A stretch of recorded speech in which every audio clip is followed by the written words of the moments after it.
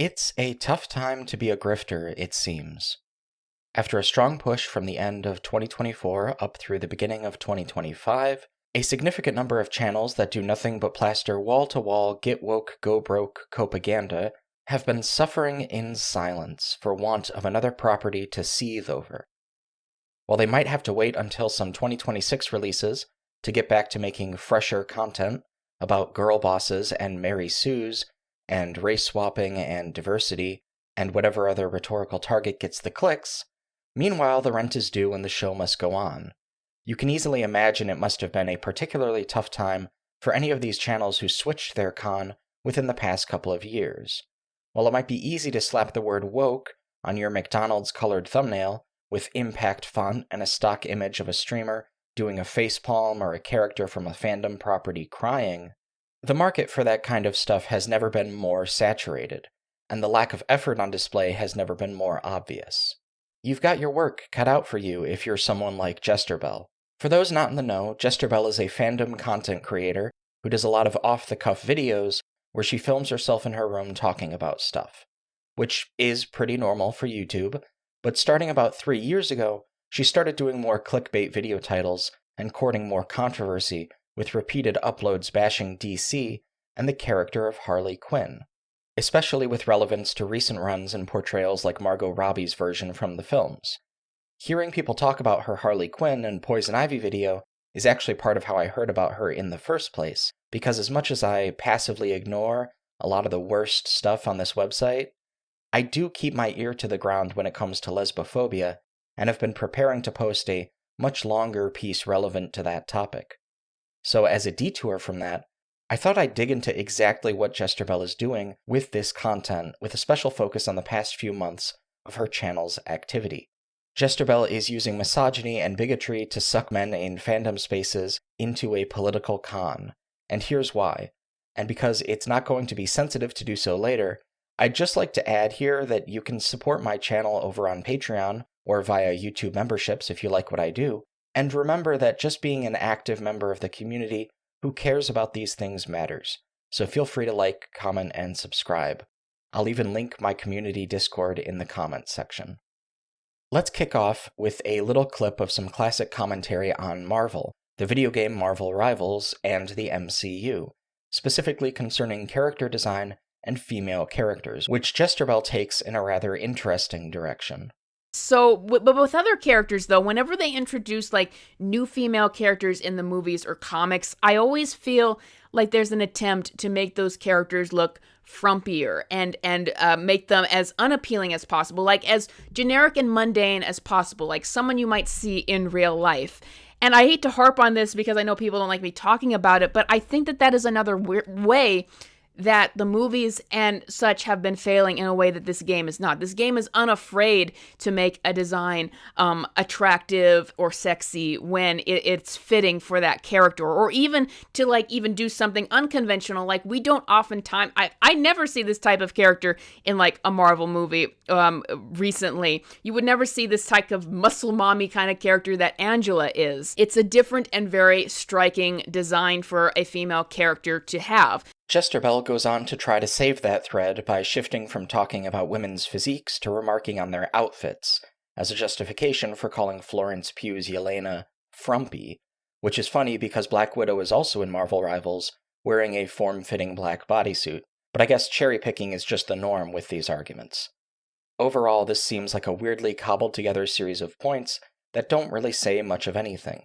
Purely animated characters often have outfits that would make a bit less sense on a live person, especially when it comes to moving around and choreographing fight scenes. Even some supposedly trimmed-down outfits actors wear can sometimes be hard to move around in due to the material, and cosplaying isn't the same thing as acting on a film set. Shockingly, when you cast real actresses whose job is acting, you get not only women who look like real people, although they tend to be among the most conventionally photogenic people, but they also tend to not be literal animations, because they are, again, real women.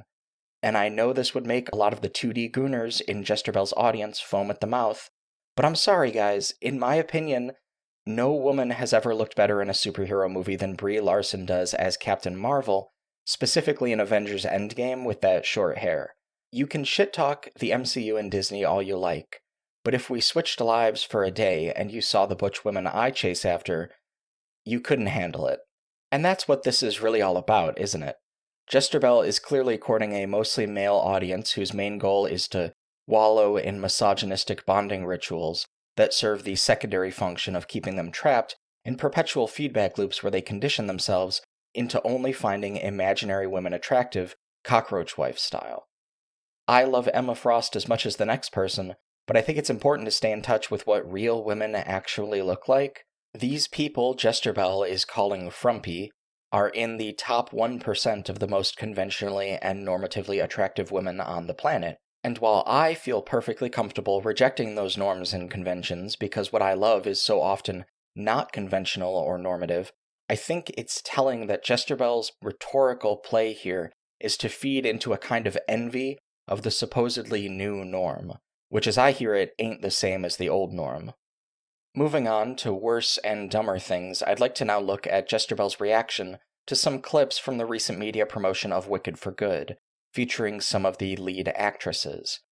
If you keep in mind her history of fixating on lesbians, this becomes extra enlightening. Usually I'm a separate the art from the artist type of person. Certainly, actors and actresses in the past have plenty of cheating scandals and plenty of shady dealings behind the scenes, but typically for me, if they keep it professional and they're just keeping their personal life separate from what they're doing professionally, then I'm fine with it. But the same can't be said for Cynthia Erivo and Ariana Grande.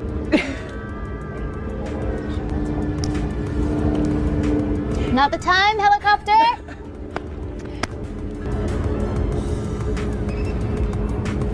Go! Hey. That continues to grow and grow even through this press tour. Something's bothering her. She's gonna fix something. I know. She's getting the fixing itch that Cynthia Erivo gets. It's not there. Oh, thank you. Biggest pinch me moment for each of you on the set? Was it a day you arrived on the set or some special moment that happened during the... These two ladies just creep me out. And while a lot of people might say that it is mean to say these things about Cynthia Erivo and Ariana Grande, I think it's deserved because I think that every aspect about these two ladies that people find off-putting, it's 100% from them. It's not right, and it's just indicative of two ladies with really, really awful lifestyles. Jesterbell makes some more comments that you might expect about the physiques and private lives of these women before returning to her favorite topic, by which I of course mean lesbians. But getting into the other stuff about Cynthia Erivo and Ariana Grande, like the constant touching of each other on set. I know, it's not long, it's just too long. Let's not do that again. Some people, it's really hard for them not to believe that Ariana Grande and Cynthia Erivo have a more than friends relationship. Like this image or this video of Cynthia Erivo fixing Ariana Grande's necklace when it's not, there's nothing even wrong with it. Just constantly having to feel each other up and baby each other. A lot of people think that there might be something going on behind the scenes that is more than a friendship. Now, I have to say, well, I guess it's possible for two women to be in this very odd relationship with each other where there's all this constant touching and feeling each other up. And also Ariana Grande is very performative, so it wouldn't surprise me if some of this is an act. But also, it just wouldn't surprise me if the other is true as well. I like that we're supposed to see those clips and think there's somehow cases of these actresses being quote-unquote creepy and not like something you'd need to be out of your mind to have a problem with. That's also setting aside the fact that Jesterbell says they're touching each other quote-unquote on set when they're clearly at press events, but whatever. We can't expect her to tell the truth about things like this. She says there was nothing wrong with the necklace when in fact the video does appear to show two gems on the necklace being stuck to each other. So that's another lie. She also keeps saying feeling each other up when the actual footage is just light touching or hand-holding. Feeling each other up sounds like groping. It casts what Cynthia Erivo and Ariana Grande are doing in an explicitly sexual light, which I take exception to not merely on the basis that it's a totally unsubstantiated and incorrect statement in the context of the clips shown. It's also close to insinuating that what either of them are doing is publicly inappropriate or sexually predatory. which is a kind of wild thing to feel like you can just insinuate about somebody without evidence. Calling lesbians predators is a really old and dated bit of cultural bigotry that engenders the repression of women's sexuality and hostility towards non-heterosexual couples, among other things, and is the exact kind of thing I would expect of someone like Jesterbell. In the first place, minor amounts of touching or affection between female friends isn't really an issue as long as nobody's boundaries are being pushed without their consent, but this is a great case of what I'd here like to call the fanficification of American commentary, where American politics and culture seem to be increasingly viewed from a totally delusional lens that allows everybody to imagineer their own alternative facts. This manifests in phenomena like a teacher telling their students it's okay to be gay being somehow now considered quote-unquote grooming by a section of the voting public in the United States, despite the fact that not only is it not ideological grooming, almost by definition to within the normal bounds of your authority tell a child that it's okay for them to be who they think they are or make their own choices, kind of the opposite actually if you think about it, it's also utterly brain dead to snidely imply someone is a PDF file, as they say, just because they encourage acceptance. This is where a not insignificant amount of energy on the political right in America has gone, such that when I make videos, I consistently for a couple years there got comments from people who disagreed with what I had to say or just didn't like that I was queer saying things like, okay groomer, which is so common for queer content creators online that it's basically a mundane observation that it happens, but is still fundamentally insanity-inducing when given any serious degree of consideration. A certain political movement elected a man who not only bragged about engaging in sexual predation, but who has a well-documented history of engaging in it against girls of a certain age, and who was publicly implicated in modern America's most notorious child trafficking scandal, and then they tried to do it 2 more times. Like with so much of our discourse, however, credible threats and statistical evidence that show where the real threat is coming from do nothing against the larger, more insidious fact that a significant number of Americans are hung up in an intuitive assessment of who does and doesn't look suspicious. And if that's your razor for determining who's responsible for every bad thing in society, you're always going to be blaming minorities for everything, regardless of whether or not it's true. And where serious abuse of power is concerned, it so rarely is.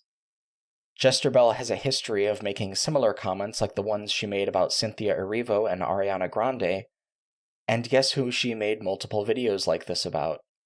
If you said Pedro Pascal, then congratulations, here's your prize. The most I saw the internet talking about this was to mock Pedro Pascal and Vanessa Kirby because they're constantly touching each other and feeling each other up in interviews. It's not appealing. This relationship that they had in interviews, this weird thing where this person who's her co-star in his 50s has to be led by her by his hand, and there's all these weird interviews about daddies and Vanessa Kirby's C-face and all that kind of stuff, people taking off their clothes, people feeling each other up. No one wanted that, but that's how you chose to market your movie. It's not appealing. It's not appealing. They're just having people really talk him up at the exact opposite of what everyone else is thinking. Like they had, Spike Jonze has a theory about why so many people connect to Pedro Pascal. I think he's what we want in masculinity.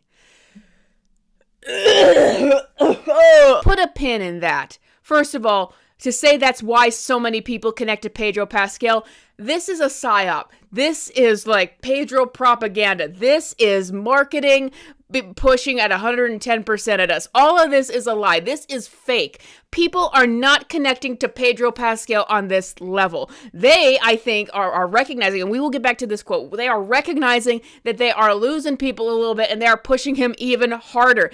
And it's going to fail because they decided to open with Pedro Pascal on Vanity Fair on this big puff piece about him. They were going to show this.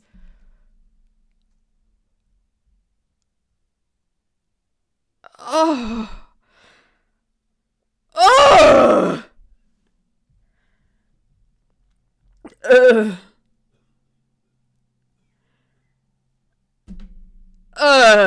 19 seconds of women touching Pedro Pascal's face with their hands while he leers at the camera like this. Why would they think that that would be a good idea? And then the rest of the photo op for it was him lounging around in his underwear and with his booty to the mirror and all that stuff. I don't understand why they thought that that would be a good idea. Okay, before we get into these clips more generally, I'd like to note one weird, specific, and odd thing I noticed in that second video. Jesterbell is really on a tear there for a minute, talking about they a whole ton.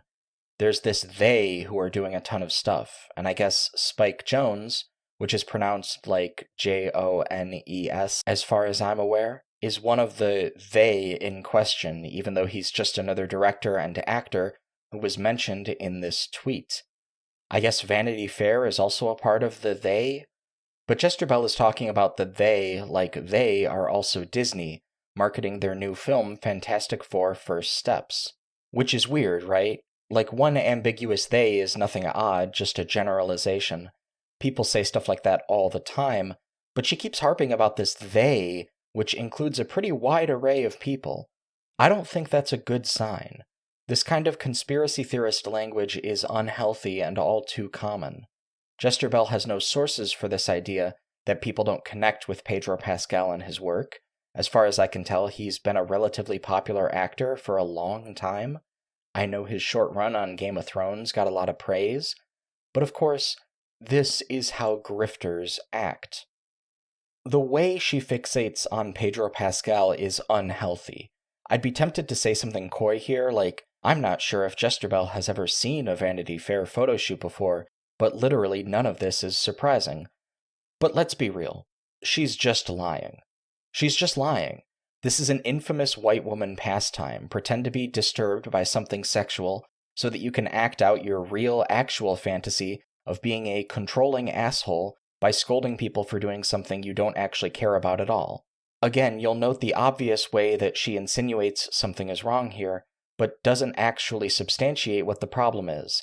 In her videos, the argument seems to redound to making aesthetic observations about the people she fixates on, and nodding at the camera like we're supposed to be in on some kind of joke.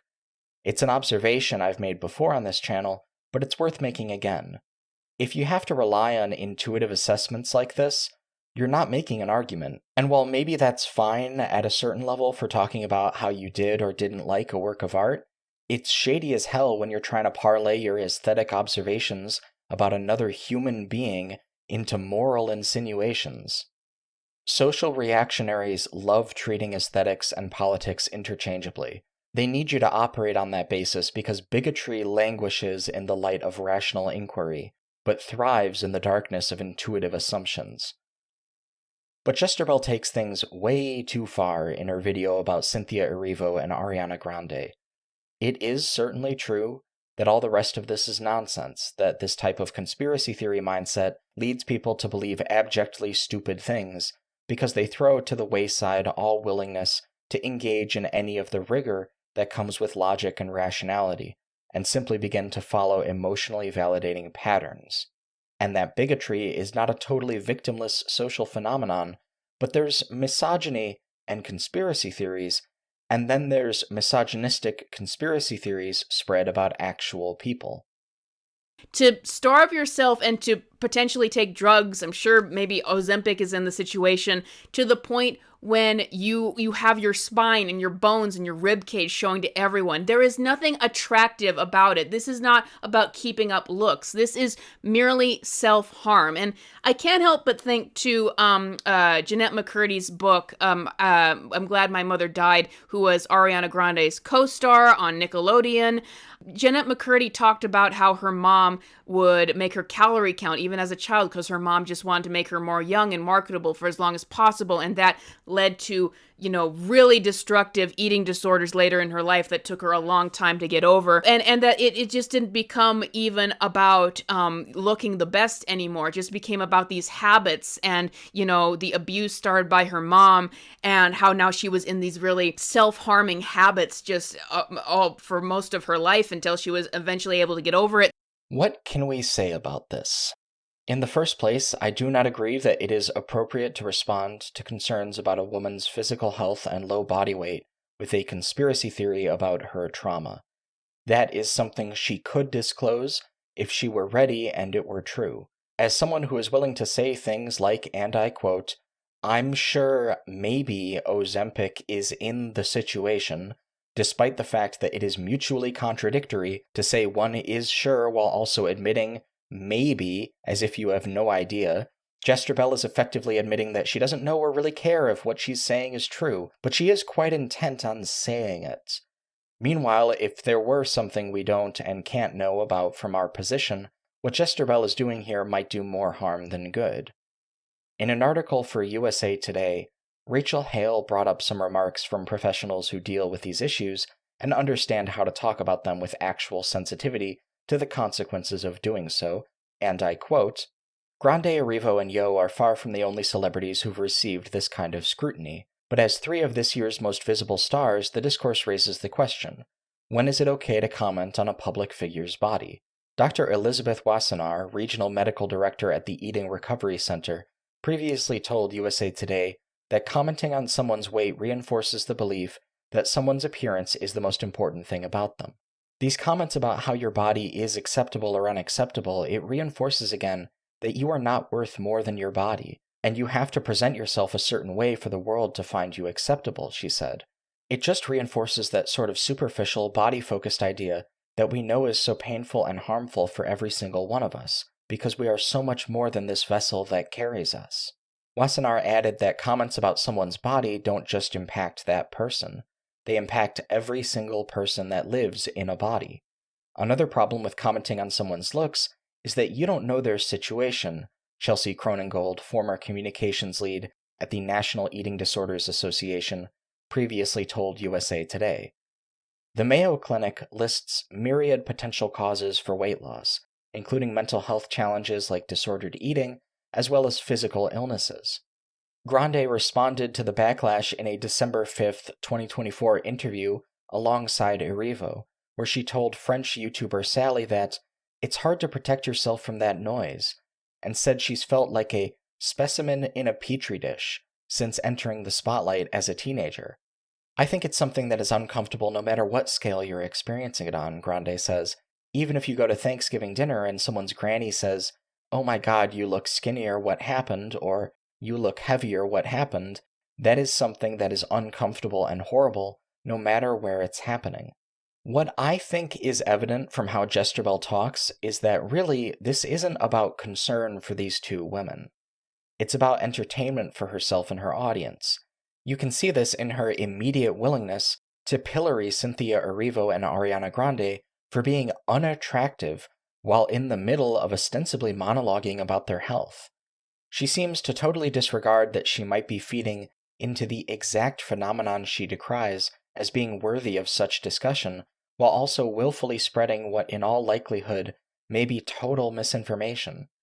Jesterbell even says that Jeanette McCurdy's eating disorder didn't become about looking the best anymore, even when it's readily apparent to anyone who knows anyone who has struggled with something like anorexia and other eating disorders that this obsession other people can have with wanting you to look a certain way can absolutely feed into unhealthy and false devaluations of one's own body. The obsessive denunciation of women who are deemed too unattractive for popular media consumption actually feeds into our culture's unhealthy obsession with weight loss and with looking skinny, and contributes to the pervasiveness of eating disorders. Jesterbell, in terms of her content, is a part of that problem. And that's only the weight and body image angle. If you thought that commentary was bad and irresponsible, it gets so much worse. So I see it, and this is why I don't have a problem with people calling this out. I see what is potentially going on with Cynthia Erivo and Ariana Grande and these other actresses as not just a trend or I have to look my best, but a form of self-harm, especially considering what Jeanette McCurdy revealed about the abuses that go on with child actors and, especially at Nickelodeon, and Ariana Grande also coming from Nickelodeon with working for a man who we know was a known PDF file and videos of like him being creepy with her. I'm sure Ariana Grande has gone through some horrible stuff and that maybe that is some of what led to this behavior in the first place. But like as Jeanette McCurdy's book like showed, just because you've gone through that does not mean that that needs to define you forever. And Jeanette McCurdy was able to get over those eating disorders. But I don't know, Ariana Grande and Cynthia Erivo, it just seems to be getting worse and worse with them.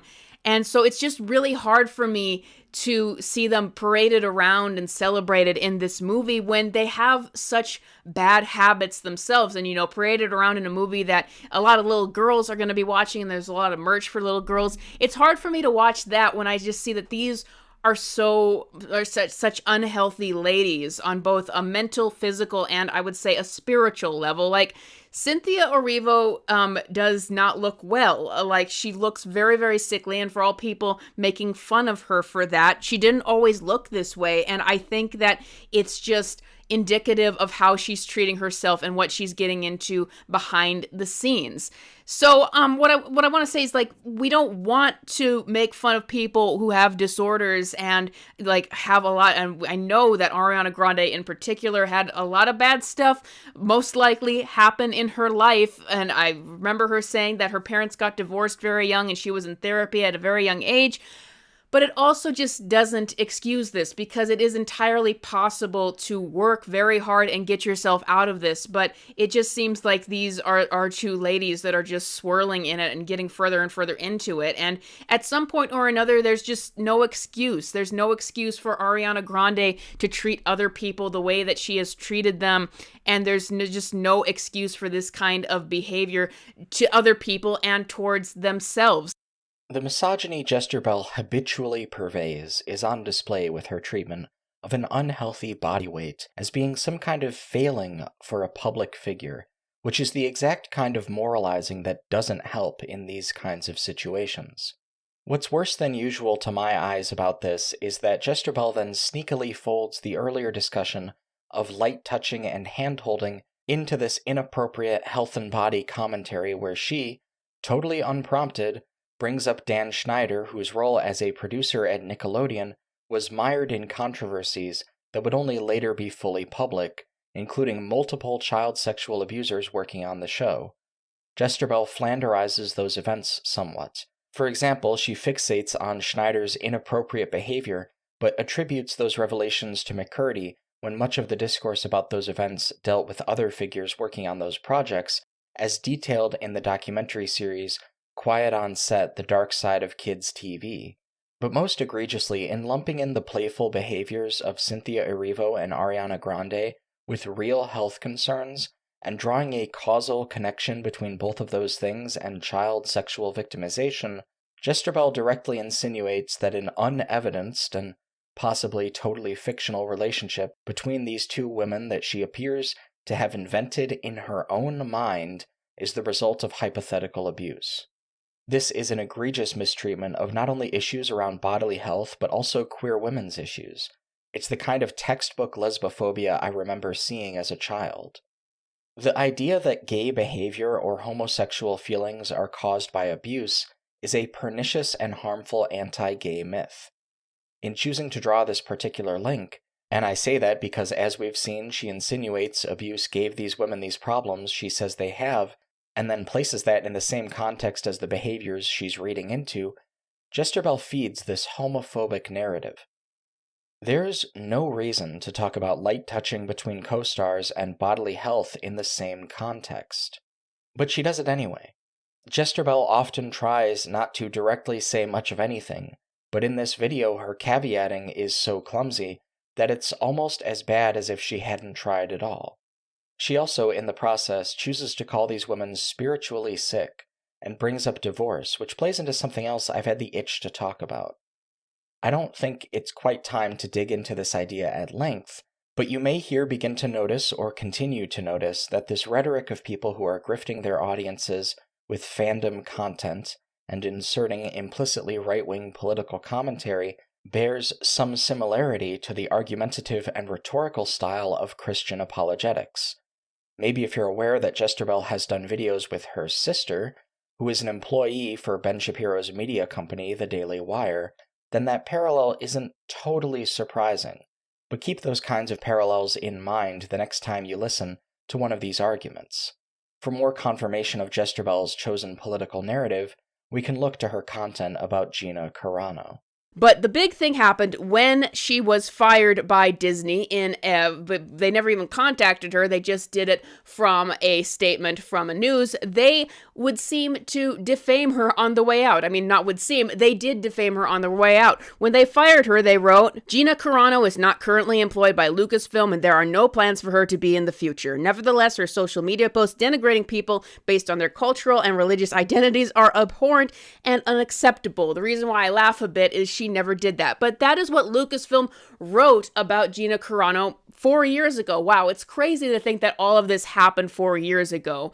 And that is what gives her the grounds for a lawsuit, because they defamed her on the way out. She lost her career, she lost her agent, she was blacklisted. The one thing she got, though, is she was seen as a bit of a martyr, someone who was mistreated by Disney, and so she actually garnered a legitimate fan base after that. People say that when you go to Comic-Cons and she appears, there's actually a line to get her autograph and talk to her. So, immediately there's a lot going on here. Jesterbell, typical of a lot of conservative con artists who talk about this event, misstates what happened with Carano and Disney. If she were on a live stream, then this might be more forgivable, as it could just be a misspeak. But Jesterbell pre-records these videos and even often appears to be looking down at something, which could be notes, or a script, or nothing. But it would be trivially easy for her to prep or edit these videos. And in fact, she does appear to add extra visuals in the edit, and also sometimes prepares things like articles or videos to look at and react to. What this all indicates to me is a casual disregard for what's even true about Carano's case. Jesterbell opens her video by acknowledging that the title of her video is flatly incorrect, suggesting that it must have been conscious clickbait, but says that even though Disney settled with Carano, she still considers it a victory. But then she goes on to say what you all just saw, which is that Carano was, first and foremost, fired by Disney from her role on The Mandalorian as Cara Dune, and secondly, and most erroneously, defamed by her as-of-then former employer. Jesterbell uses a lot of conspicuous weasel words here. I don't think qualifying your language when you're describing a legal battle or allegation is a bad thing. If anything, it's smart. But Jesterbell isn't actually qualifying the allegation. She's swapping back and forth between describing these events as something she knows happened and something she's inferred happened but can't prove, even appearing to catch herself in the act and affirm that it does not seem that Disney defamed Carano, but that according to her, they did defame Carano. This is important for one simple reason. Carano never filed a defamation suit. Carano filed a wrongful termination suit. The circumstances and motive for her termination appearing to be continually punctuated with her own provocative political statements, it's easy to see why so many right-wing commentators have run with this idea that Carano was first and foremost being discriminated against on the basis of her conservative values. But this gives the game away. If we look at the complaint filed to request a jury trial, the prayer for relief section at the end outlines Carano's specific demands, which mostly come back to various forms of financial compensation for her and financial loss for Disney, as well as a judgment declaring her firing unlawful and an injunction to reinstate her. If Jesterbell had looked for this document online, it would have been trivially easy for her to notice that Carano being defamed by Disney isn't an accusation that this lawsuit ever needed to substantiate. Defamation here is only the in to Carano's case. She actually accused Disney of discrimination based on sex, which is foundational to her case since the suit alleges male co-stars were not fired. Jesterbell says defamation gave Carano grounds for her lawsuit, but that's not really true. The comments in question were only relevant to the lawsuit in the sense that Carano could argue her co-stars were not subjected to the same standard as her. This is an important distinction, because the three claims of relief made by Carano's legal representation are of wrongful discharge and refusal to hire, and of course, sex discrimination. Factually, Jesterbell's account of Carano's lawsuit shows a lack of familiarity with the case. All of this is, of course, secondary to the fact that a settlement is not the same thing as the court making any determination in Carano's favor. Noticeably, right-wing defenders of Carano tend to leave out the fact that her case is predicated on her being treated differently from her male co-stars. Meanwhile, left-wing critics of Carano likely don't take this idea seriously because Carano's main comments that were treated more seriously than anything she had said previously are so odious that Jesterbell doesn't even show them in her video. She denies out of hand that those comments ever existed, which is odd, because the document I showed you earlier actually documents the comments in question. It should be apparent to you already that Jesterbell is recounting Carano's story and getting it completely wrong. Carano actually implicitly admits to her comments, including the big one we'll get to in just a moment. But Jesterbell would rather not talk about what Carano said entirely, and would prefer to focus on more winnable battles, including her favorite territory, queer women. Of all the things, let me just say this, and I don't care at this point, of all the things to fire Gina Carano over, it was over the trans movement, it was over that, and let's just say, I don't think it's going so well for that right now. Just look at J.K. Rowling. Nothing has affected her. She is still multi-millionaire, making millions off of her books. So, of all the hills for Gina Carano to die on, well, this one was not going to stick against her, I guess. But I think that is why they're so quiet, because this is such a resounding victory for her and a walk back by Disney. It's absolutely pointless to protest this. So that is Gina Carano taking a big win against the people who took her down in the first place. Now, I want to say here, I am still of the personal opinion that it's a good idea for people to not wade their way into politics if they are promoting entertainment. It should just be about the entertainment itself. Gina was kind of pulled into this, though. If you watch the situation, it all started with them pressuring her to put pronouns in her bio when she didn't want to. Here, we see the reemergence of the great and powerful them. That is at once both random queer Twitter users and also somehow Disney suits at the same time. Put a pin in that remark about Gina Carano at the end there, if you will. You can see Jesterbell floundering a little bit here. There's a clear need for a person in her position. I think so, and I know a lot of others have remarked on this in the case of many grifter channels on this platform, to maintain an air of disinterest where political ideologies are concerned. In fact, she sort of seems to say this directly, but what comes next is even more interesting. Jesterbell's comments moments later give away exactly why she was so keen on talking about Gina Carano's lawsuit as if it was a defamation case. First of all, Gina Carano never said that it was her intention to get revenge on Disney or to try to take down Disney. Her goal with this was to clear her name, because once again, they defamed her on the way out, they destroyed her reputation, and they destroyed her career. Her goal with this was to get her reputation back and to get them to take back those words about her. As we've already seen, it's interesting that Jesterbell is completely wrong about this. Carano's lawsuit does, in fact, call for punitive damages against Disney, but it does not call for them to take back their words.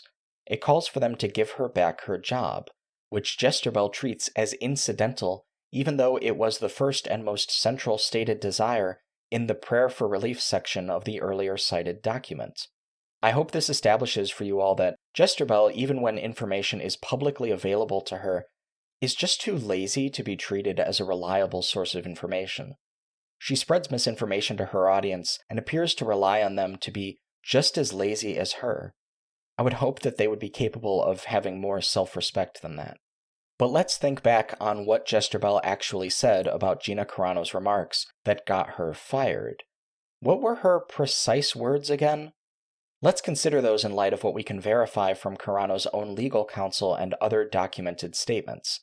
For example, in Disney's motion to dismiss the case, the legal counsel for the defendant said the following, quote, "As Carano's own fame rose with her characters, Carano began engaging with show fans and the public in a manner that, in Disney's view, came to distract from and undermine Disney's own expressive efforts.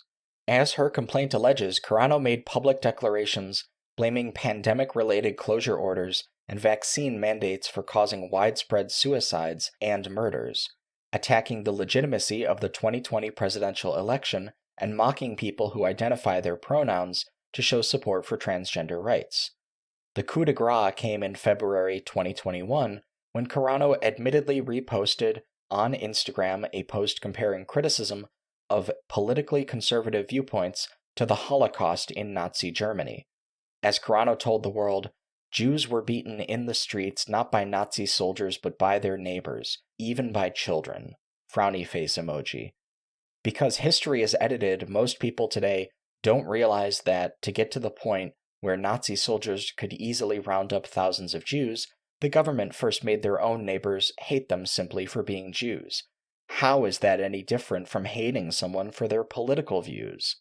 Carano's decision to publicly trivialize the Holocaust by comparing criticism of political conservatives to the annihilation of millions of Jewish people, notably not thousands, was the final straw for Disney. As Carano alleges, Lucasfilm that same day denounced her statements and observed that it had no plans to employ her in the future. Disney's then CEO also observed that Carano's statements didn't align with company values, including its values of respect, values of decency, values of integrity, and values of inclusion. She alleges that given her public statements, Disney chose not to include her Cara Dune character in Season 3 of The Mandalorian and other potential Star Wars storylines. In hindsight, if you hadn't seen this coming, it's probably weird to know that Jesterbell said all that stuff she did, but not this. It's weird to bring up pronouns but not the Holocaust, if both are relevant.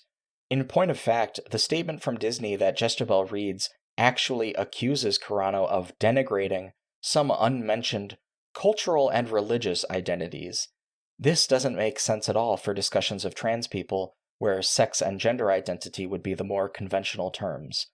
But it makes a whole lot of sense if the comment was referring to her post using Holocaust imagery and invoking the deaths of 6 million Jews, especially in the sense that downplaying that number is Holocaust denialism and therefore denigratory to the victims of the Holocaust. As another hint to which of these things actually motivated the firing, it was this post that occurred more directly prior to the statement from Disney. Maybe there was some consideration taken prior to this, but this appears to be the straw that broke the camel's back.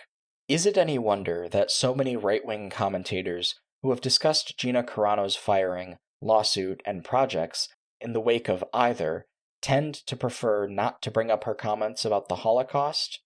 Jesterbell is so clumsy, even in a field of clumsy rhetoricians, that she didn't seem to think to omit the comment about culture and religion from her video.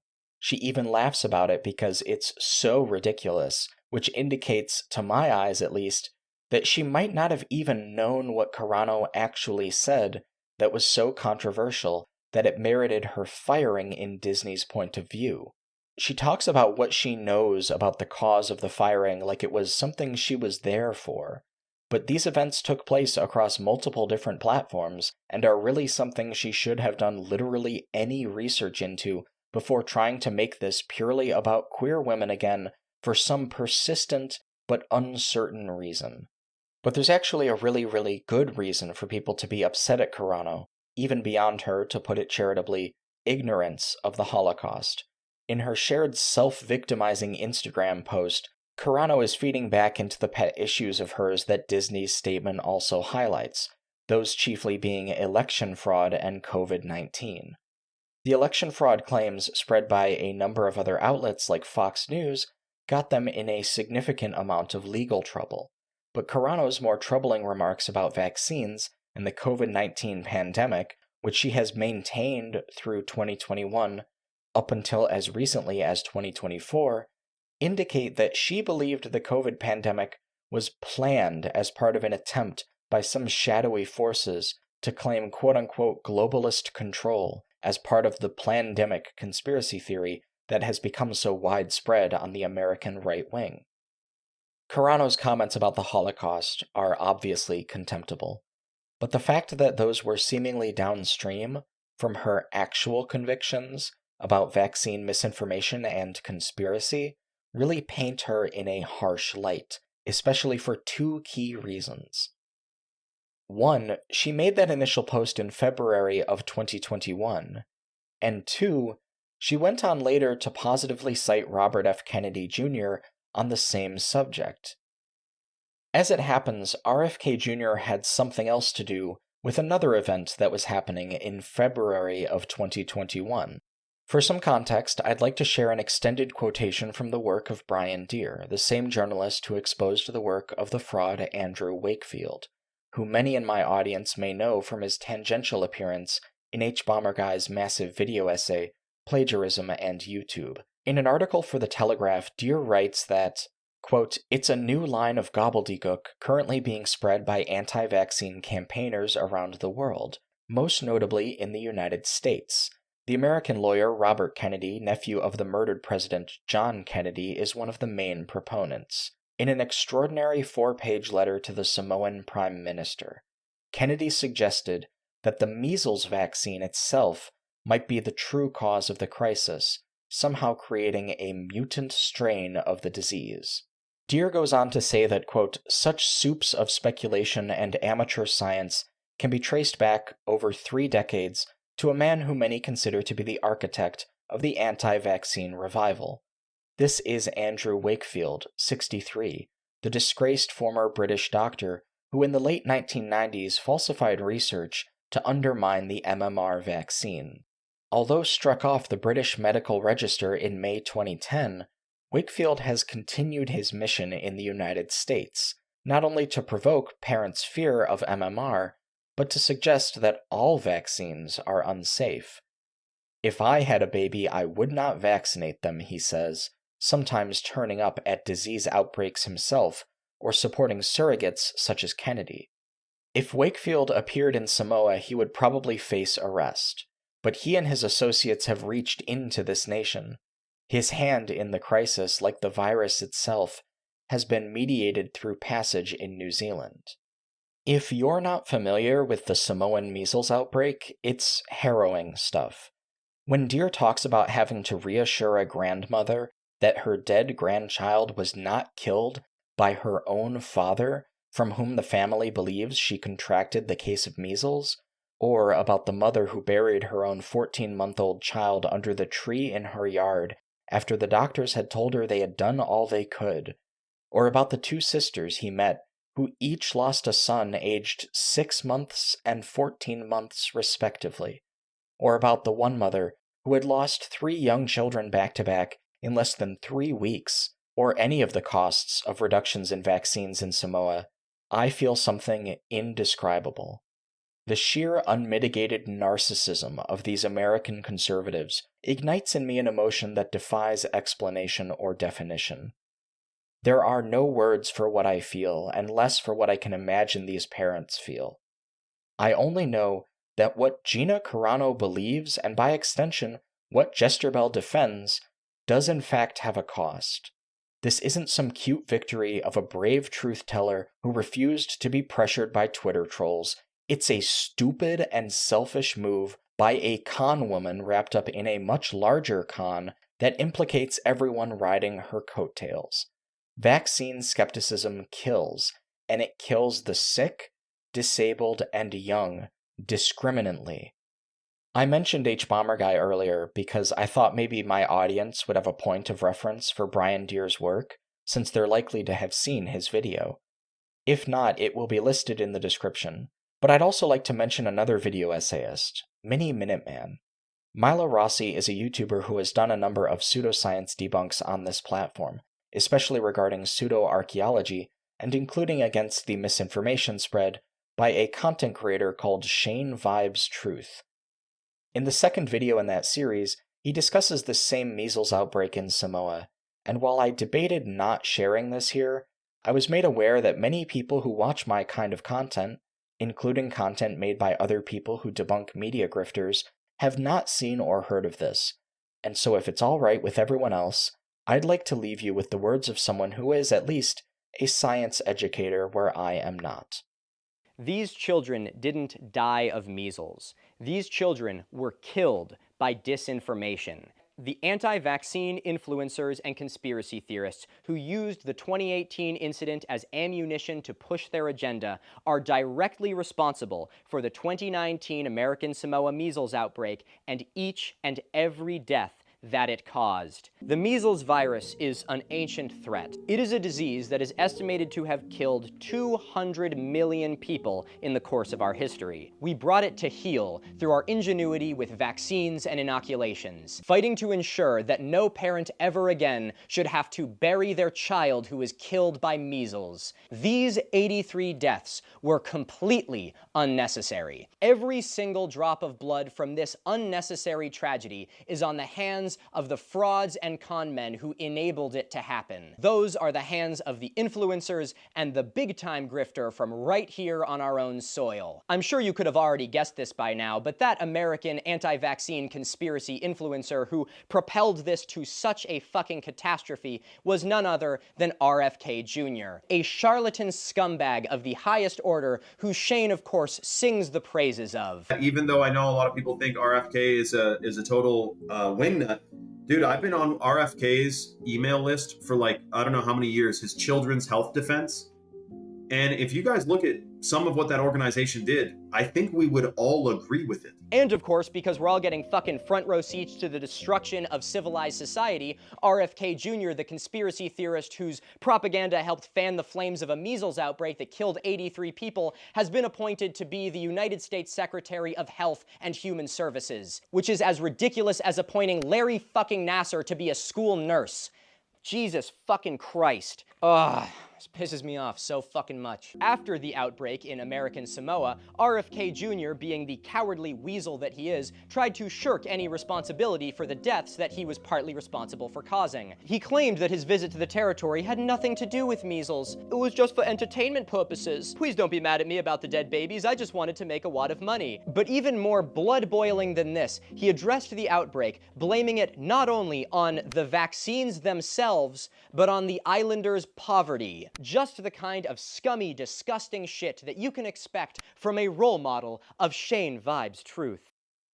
I'm often told by stupid or spineless people that I'm just the other side of the coin, that I'm also a grifter for doing what I do, namely calling this stuff out and being open about being against it.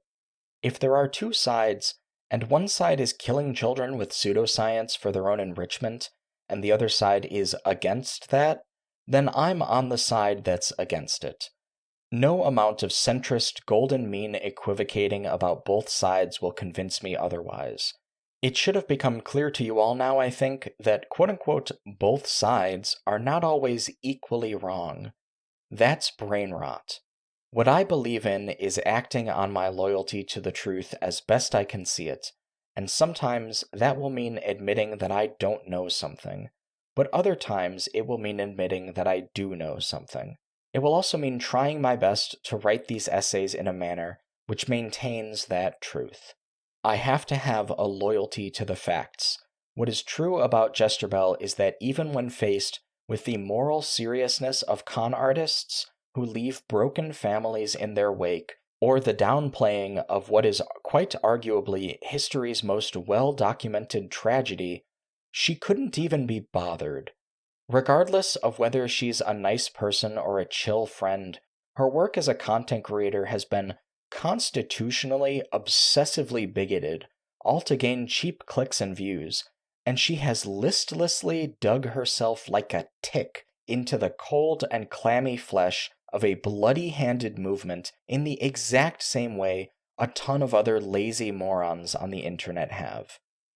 If I had my druthers, this would be the last time I or anyone else talked about or thought about Jesterbell's channel, and she'd clean up her act and put her energy towards something that doesn't minimize her own effort at the cost of making the world a worse place.